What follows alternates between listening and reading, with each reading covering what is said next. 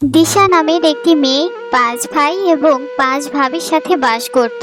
5 ভাইয়ের একমাত্র বোন ছিল দিশা। দিশার 5 ভাইয়ের নাম ছিল পল্টু, লালটু, চিন্টু, পিন্টু এবং রিন্টু। এদের মধ্যে প্রথম 4 জনের অবস্থা খুব ভালো ছিল, অর্থাৎ প্রথম 4টি ভাই ভালো চাকরি করত। কিন্তু সবচেয়ে ছোট ছেলে অর্থাৎ দিশার ছোট ভাই রিন্টু একজন চাষি ছিল।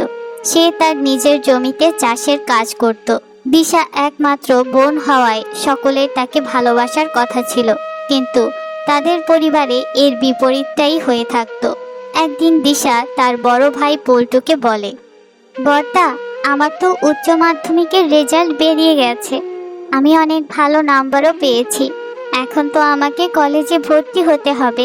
কলেজে ভর্তি হওয়ার জন্য 25,000 টাকা লাগবে। তাই দিশার কথা শেষ হওয়ার আগেই তার বড় ভাবি মণি বলে ওঠে, হ্যাঁ জানতাম আমি তুমি টাকা চাইতেই এসেছো।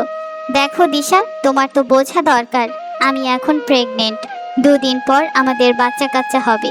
সব টাকা যদি তোমার পেছনেই খরচ করে দিই, তাহলে আমাদের ভবিষ্যৎটা কি হবে বলো তো? আহা মনি, তুমি থামো তো, আমি ওকে বুঝিয়ে বলছি। দেখ দিশা, ছোটবেলা মা মারা যাওয়ার পর থেকে আমরা ভাইয়েরা মিলে তোর পেছনে আমরা অনেক টাকা নষ্ট করেছি, কিন্তু এখন আমার ব্যবসার অবস্থা খুবই খারাপ যাচ্ছে। তুই বরং লালটু, চিন্টু, পিন্টু ওদের কাছ থেকে চেয়ে নে। আমার কাছে এখন অত টাকা নেই, আমি দিতে পারবো না। ঠিক আছে দাদা, আমি তাহলে মেজদাকে বলে দেখি। এরপর দিশা তার মেজ ভাইয়ের কাছে কলেজের ফিস চায়। কি, সকাল সকাল 25,000 টাকা চাইতে এলি? এত টাকা আমি কোথায় পাবো? আমার এখন অনেক হাত টানাটানি, আমি এত টাকা দিতে পারবো না এখন। বাকিদের কাছ থেকে চেয়ে দেখ কি বলে।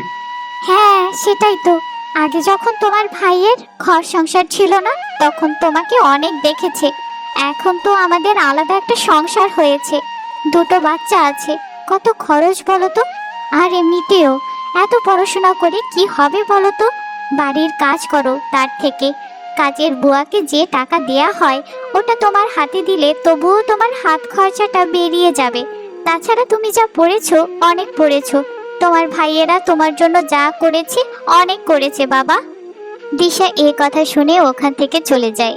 সে চিন্টু এবং পিন্টুর কাছে গিয়েও টাকা চায়, কিন্তু তারাও দিশাকে টাকা না দিয়ে তাড়িয়ে দেয়। দিশা আর কলেজে পড়াশোনা করতে পারবে না ভেবে অনেক কান্নাকাটি করে।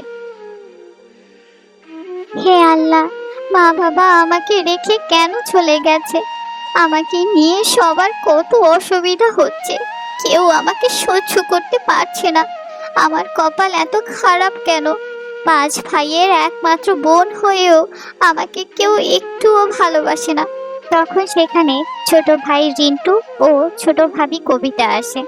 দিশা, তুমি কাঁদছো কেন এভাবে? আমরা আছি তো এখনো। ওরা টাকা দেয়নি তাতে কি? আমরা টাকার ব্যবস্থা করব। তোমার ছোট ভাই আর ছোট ভাবি সব সময় তোমার পাশে থাকবে। না ছোট ভাবি, তোমরা এত টাকা কোথায় পাবে বলো? তোমাদের এত কষ্টের সংসার, তার উপর আমার খাওয়া পড়ার সমস্ত দায়িত্ব তোমরা নিয়েছো। আমার তো বোঝা উচিত ছিল। আমার ভাইয়েরা আমাকে দুমুঠো ভাত দিতে অস্বীকার করে, তারা আবার আমার পড়াশোনার খরচ কি করে দেবে? আমি হয়তো অনেক বেশি আশা করে ফেলেছি। এমন বলিস না দিশা, ওরা টাকা দেয়নি তাতে কি? আমি আমার একমাত্র বোনকে কলেজে ভর্তি করব। মা বাবাকে দেয়া কথা ওরা হয়তো ভুলে গেছে, কিন্তু আমি ভুলবো না কোনোদিনও। আমি আমার একমাত্র বোনের চোখে জল দেখতে পারবো না। কিন্তু ছোটদা, তুই এত টাকা কোথায় পাবি? তুই তো জমিতে চাষ করে অনেক কম টাকা উপার্জন করিস। সেটা নিয়ে তোকে ভাবতে হবে না, তোর পড়াশোনার সব দায়িত্ব আমার। আমি জমি বিক্রি করে টাকা ব্যাংকে রেখে দেব, যাতে তোকে আর কারো কাছে হাত পাততে না হয়। হ্যাঁ দিশা, তুমি আর চিন্তা করো না, এবার চুপ করো। চলো খেয়ে নেবে, চলো। রিন্টু তার জমি বিক্রি করার জন্য চলে যায়, কিন্তু তার জমি জলাভূমি হওয়ায় অনেক কম টাকায় অনেক জমি বিক্রি করে দিতে হয়। সেই টাকা দিয়ে সে দিশাকে কলেজে ভর্তি করে দেয়। দিশা অনেক খুশি হয়। এটা দেখে দিশার বাকি 4 ভাবি হিংসায় জ্বলে ওঠে। বেশি টাকার গরম দেখাচ্ছে, বোনের পড়াশোনার খরচ দেবে কি করে? নিজেদেরই তো ঠিক করে খাওয়া হয় না। মহান হওয়ার চেষ্টা করছে, ভালো হয়েছে আমাদের, আর ফালতু টেনশন নিতে হবে না। হ্যাঁ, আমিও লালটুকে বলেই দিয়েছি, বোনের পেছনে যদি একটা টাকাও নষ্ট করে তাহলে হয় আমি এ বাড়িতে থাকবো, না হলে ওর ওই বোন থাকবে। বাপ মা মরে গেছে আর এই আপদটাকে ছেড়ে গেছে, একদিন ঠিকই কোনো অঘটন ঘটিয়ে আসবে। হ্যাঁ, বাদ দাও তো, যারা দায়িত্ব নিয়েছে তারা বুঝবে, আমাদের কি? এইভাবে দিশার চার ভাবি দিশাকে নিয়ে মন্তব্য করছিল। কবিতা তাদের মন্তব্য শুনে বলে, দিদি, তোমরা এমন কেন করো দিশার সঙ্গে? ও বেচারির দোষটা কি বলো তো? আমাদের তো একটা মাত্রই ননদ, ওকে যদি আমরা পাঁচজনে সমানভাবে দেখি তাহলে তো ওর জীবনে কোনো কষ্টই থাকবে না। ও তো আমাদের ছোট বোনের মতোই, ওকে আমরা না দেখলে কে দেখবে? ওর আর কে আছে বলো তো? এই, তুই চুপ কর। এমন করছিস যেন তোর বর লাখ টাকা ইনকাম করে। আমাদের অত টাকা নেই, বুঝেছিস? তোর টাকা থাকলে তুই দেখ না, তোর বোন সমান একমাত্র ননদকে আমাদের বেশি জ্ঞান দিতে আসবি না, যা এখান থেকে। রিন্টু এবং কবিতা অনেক কষ্ট করে দিশার পড়াশোনা করাতে সক্ষম হয়। দিশার বিয়ের বয়স পেরিয়ে যাওয়ায় রিন্টু ও কবিতা ওর বিয়ে নিয়ে চিন্তা করলেও বাকিদের তাকে নিয়ে কোনো মাথা ব্যথাই ছিল না। রিন্টু ও কবিতা দিশার বিয়ের সম্বন্ধ দেখা শুরু করে। বড়দা, তোরা দিশাকে নিয়ে একবারও চিন্তা করছিস না? ওর তো বয়স হচ্ছে, আর কবে ওকে বিয়ে দিবি? আমরা পাঁচ ভাই মিলে কিছু কিছু টাকা দিলে ওর বিয়েটা তো খুব ভালোভাবেই হয়ে যাবে। বাবা নেই, মা নেই, বোনটাকে কে বিয়ে দেবে আমরা যদি না দিই? সবই তো বুঝতে পারছি রিন্টু, কিন্তু শুধু বোনের কথা ভাবলে তো হবে না। আমার তো বউ বাচ্চারা আছে, এখন আমার হাতে টাকা পয়সা নেই একদমই। রিন্টু, তুমি ওর বিয়ে দেবে তো করছো। দিশা দেখতে যা কালো, ওকে তো কেউ বিয়ে করতেই চাইছে না। শুনলাম সবাই নাকি লাখ লাখ টাকা যৌতুক চাইছে। এত টাকা কি আমাদের পক্ষে দেওয়া সম্ভব?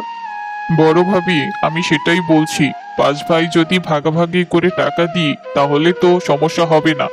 সমস্যা হবে না মানে? আমার কাছে অত টাকা নেই।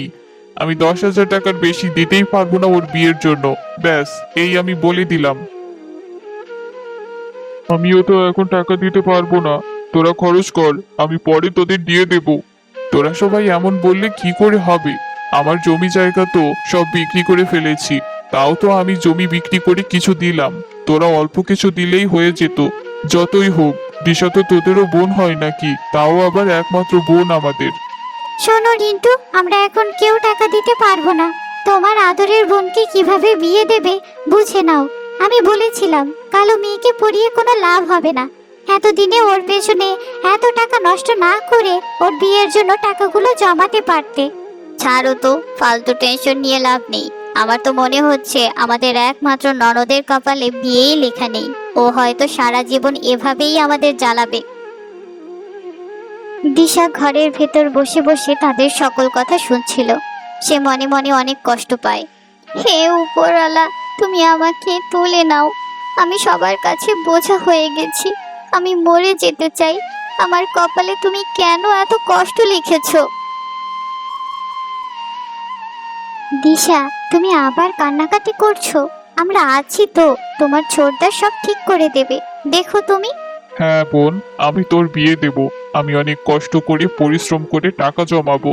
আমার একমাত্র বোনের অনেক ধুমধাম করে বিয়ে দেব। সবাই তাকিয়ে দেখবে যে কার বিয়ে হচ্ছে, তুই দেখে নিস। রিন্টু আরো বেশি করে কাজ করতে শুরু করে। এমনকি কবিতাও লোকের বাড়িতে কাজ করে টাকা জোগাড় করতে থাকে। একদিন হঠাৎ দুজন উকিল তাদের বাসায় আসে। মিস দিশা বাড়িতে আছেন? হ্যাঁ আছেন, কিন্তু আপনারা কে বলুন তো? আমি উকিল, দিশার সাথে কথা বলতে এসেছি। হ্যাঁ বলুন, আমি দিশা। এই নিন আপনার নামের জমির দলিলপত্র। দলিলপত্র মানে? কিসের দলিলপত্র? আর কোন জমি? আপনার চার ভাইয়ের নামে যে দলিলপত্র ছিল, আসলে অনেক বছর আগে আপনার চার ভাই জোর করে সমস্ত সম্পত্তি নিজেদের নামে লিখে নিতে চেয়েছিল। তোমার ভাইরা তোমার সাথে সাথে তোমার ছোট ভাইকেও সম্পত্তি থেকে বঞ্চিত করে। ছোট ভাইকে অনেক কম জমি দিয়েছিল। তখন রিন্টু সাহেব অনেকটাই ছোট ছিল।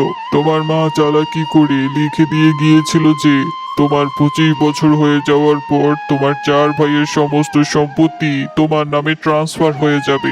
মানেটা কি? আমাদের সমস্ত সম্পত্তি দিশার নামে হয়ে গেছে, কিন্তু এটা তো অন্যায়।